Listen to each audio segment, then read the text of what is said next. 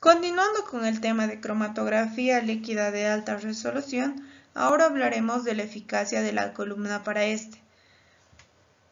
Es importante mencionar que para todas las cromatografías en general, los parámetros para la eficacia de la columna resultan ser los mismos, siendo uno más importantes que otros, dependiendo de la cromatografía. En cuanto a cromatografía líquida de alta resolución, el parámetro más importante es el tamaño de la partícula de relleno en la columna. De esto hablaremos más adelante detalladamente.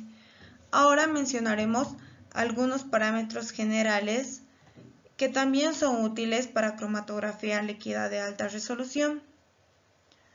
Es importante mencionar que al final de todo este análisis, nosotros buscamos un cromatograma con picos estrechos y altos, y no así con picos ensanchados y bajos, lo cual nos lleva a hablar que debemos mantener, para nosotros no tener estos picos o un ensanchamiento en las bandas, debemos mantener controladas algunas variables. Estas variables ya fueron explicadas en el anterior capítulo.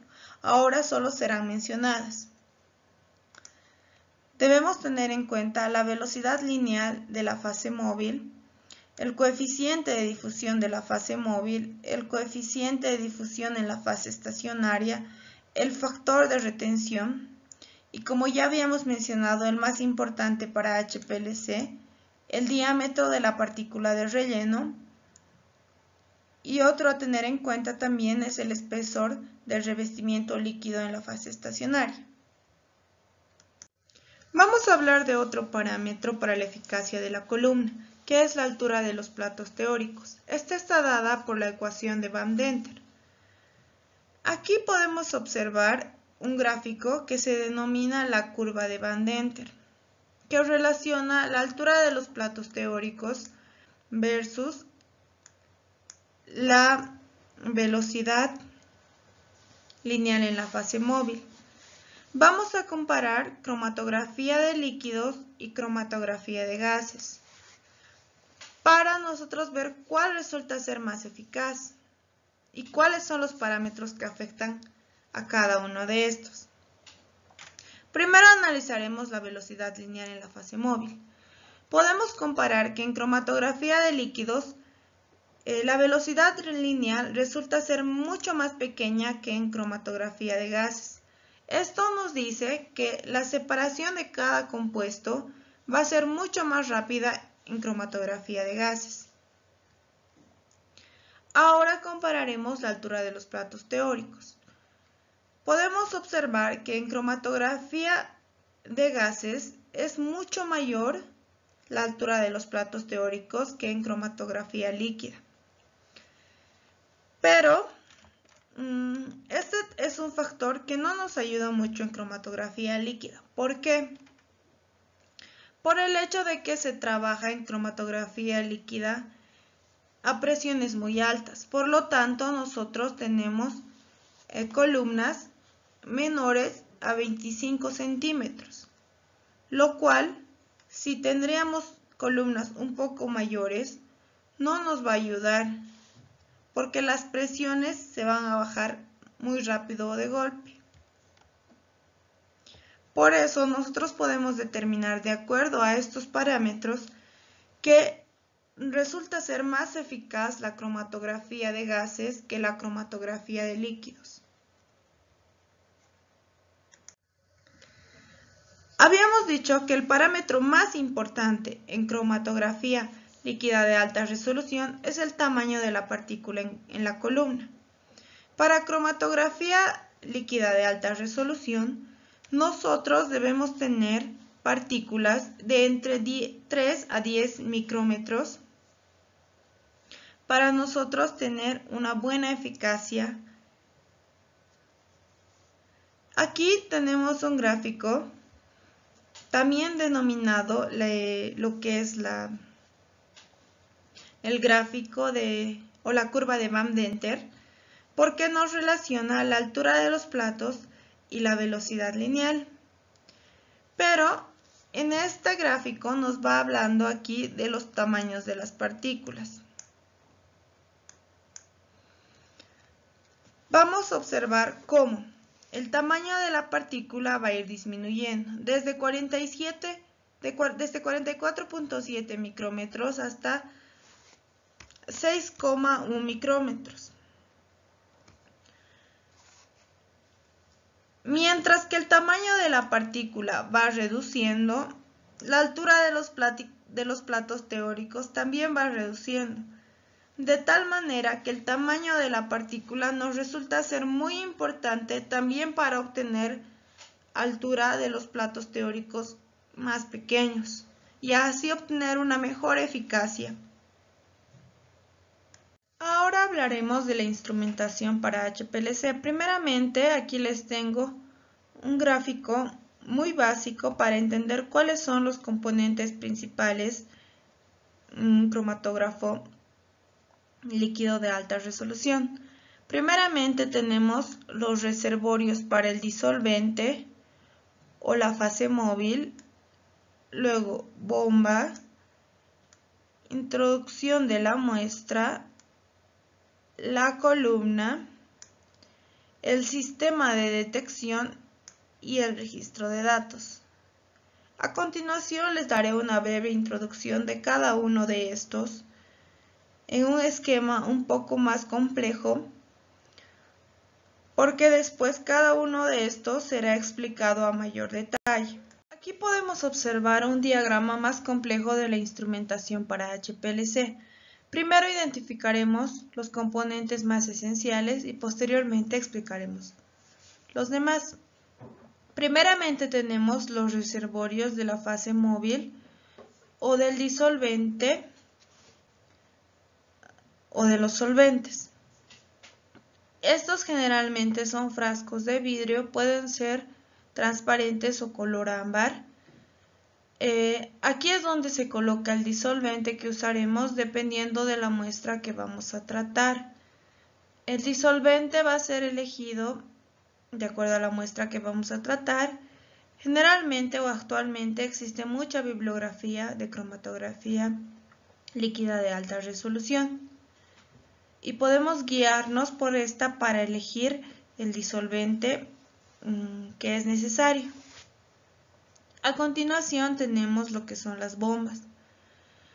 Las bombas únicamente tienen el trabajo de generar presiones altas que pueden ir variando desde entre 1 a 600 bares.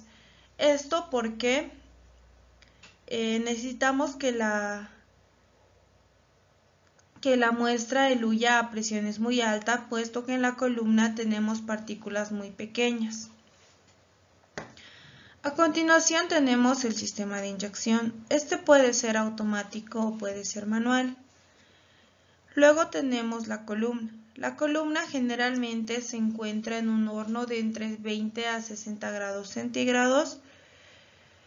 Tienen como fase estacionaria sílice o carbón activo.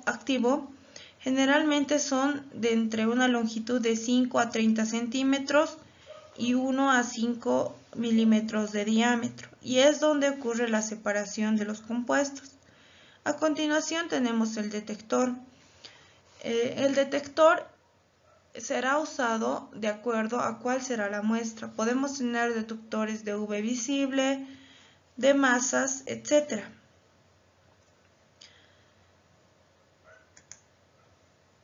Aquí podemos observar lo que es una fuente reguladora de helio.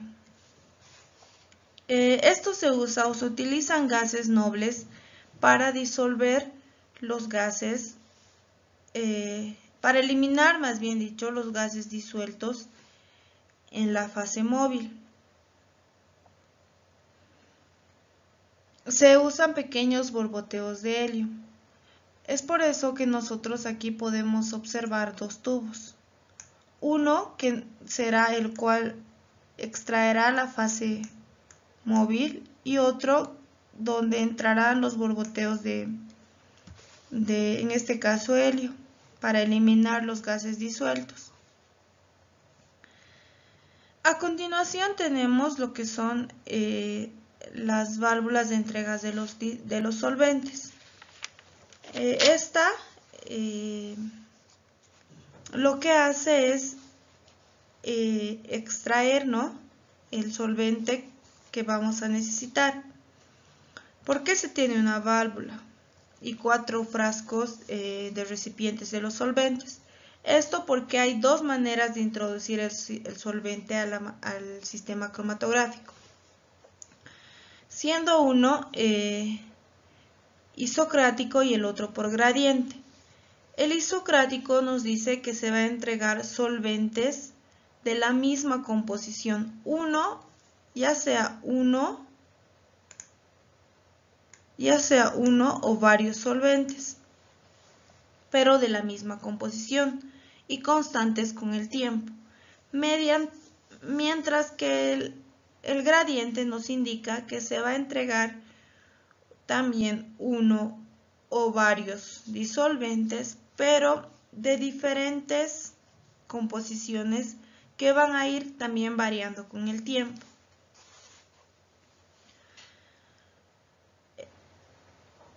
A continuación podemos observar que existen varios filtros. Estos filtros simplemente para poder eliminar algunas impurezas que nos afecten en la eficacia del sistema cromatográfico. A continuación les voy a mostrar cómo es que se ve un cromatógrafo actualmente y dónde están ubicados sus componentes. Aquí tenemos lo que son los reservorios de la fase móvil. A continuación tenemos lo que son las bombas.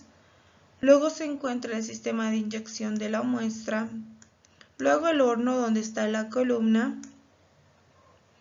Y al final los detectores. Este es un cromatógrafo líquido denominado Ultimate 3000. Se pueden encontrar los detectores acá, como se puede ver en esta imagen, abajo, o también pueden estar al lado en otros compartimientos. Ahora hablaremos del recipiente para la fase móvil. Es importante mencionar que generalmente los recipientes son de vidrio, ya sea transparente o ámbar. Estos son los más utilizados por el coste. También se pueden usar acero inoxidable, pero nos resultan mucho más costosos. Y también se puede utilizar plástico, pero el plástico puede añadir partículas al disolvente, que posteriormente nos afectaría en los resultados obtenidos. Actualmente en el mercado existen disolventes en varias presentaciones, en diferentes tamaños, en diferentes tipos de recipientes. Esté de acuerdo al que necesitemos, de acuerdo a la muestra que vamos a analizar o vamos a tratar. Ahora hablaremos del sistema de tratamiento del disolvente. De manera obligatoria, el disolvente se debe filtrar. Como habíamos visto también en el anterior diagrama, en esta parte de abajo se tienen lo que se denominan FERTs o filtros que pueden filtrar partículas de hasta 0,2 micrómetros. Generalmente están hechos de acero inoxidable. El disolvente también se debe desgasificar y desoxigenar.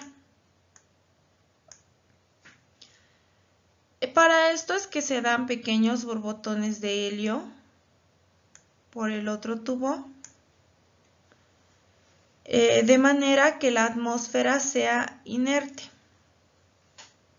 y no haya problemas en caso de que nosotros queramos hacer la detección de